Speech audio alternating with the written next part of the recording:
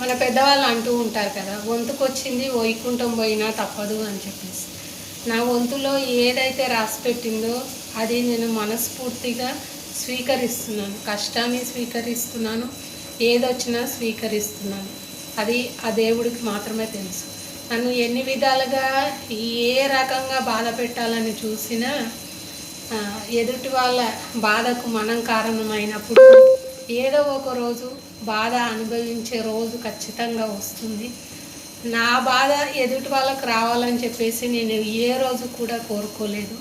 ఎందుకంటే నేను ఎప్పుడు ఎదుటి వాళ్ళ మంచిని కోరుకునే మనిషిని కాబట్టి దేవుడు నన్ను ఏ విధంగా చూడాలో ఆ విధంగానే చూస్తున్నాను. నేను ఎదుటి వాళ్ళ మీద స్వార్థంగా ఆలోచించి స్వార్థంగా కుళ్ళుకొని నటించడం ఇదంతా నేను చేశాను అనుకోండి. నటించడం అనేది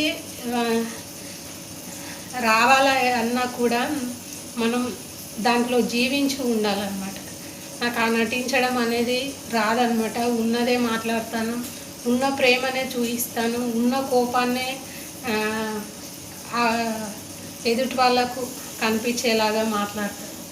అదొక్కటే నాకు వచ్చు. ఎలా ఎదుటి వాళ్ళు రిసీవ్ చేసుకునే దాన్ని బట్టి ఉంటుందన్నమాట. ఏ విధంగా నన్ను ఇబ్బంది పెట్టాలని ప్రయత్నం చేసినా నన్ను భూమి మీదకి తీసుకొచ్చిన భగవంతుడు ఒక్కటి కరెక్ట్గా నన్ను చూశాడు అనుకోండి, అదొక్కటే నన్ను ముందుకు తీసుకెళ్తూ ఉంటుందన్నమాట. ఇంకా మీరు ఏ విధంగా ఏది చేసినా కూడా ఎవరికి ఏ విధంగా సమాధానం జరుగుతుంది అనేది పైన ఉన్న భగవంతుడు ఒక్కడే చూస్తూ ఉంటాడని నేను అనుకుంటూ ఉంటాను. ఆయన ఒక్కడే ముందే నా బాధను, నా ప్రతిదాన్ని షేర్ చేసుకుంటూ ఉంటాను. ఆయనకే నేను నచ్చాలని ప్రతి నిమిషం ఆరాటపడుతూ ఉంటాను.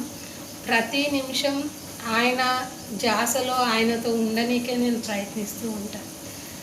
ఇంకా మనిషి జన్మలో మనం కొన్ని నేర్చుకోవాల్సి ఉంటుంది. మనిషి జన్మకి ఒక అర్థం పరమార్థం అనేది మనకు మనం క్రియేట్ చేసుకోవాలి. ఎవరో చెప్తేనో ఏదో చేస్తేనో రాదు. మనకు మనం మారినప్పుడే వస్తుంది. మనం ఎదుటి వాళ్ళ సంతోషాన్ని ఎప్పుడైతే మనస్ఫూర్తిగా కోరుకుంటామో అప్పుడే ఆ భగవంతుడు మనల్ని మనస్ఫూర్తిగా ఆశీర్వదిస్తాడనమాట. ఆ విషయం ఒకటి గుర్తుపెట్టుకోండి. మనం ఎదుటి వాళ్ళను క్వశ్చన్ చేసే రైట్ అనేది ఎప్పుడూ ఉండదు. ఎదుటి వాళ్ళు మనల్ని అంటున్నారు అంటే ప్రతి దాని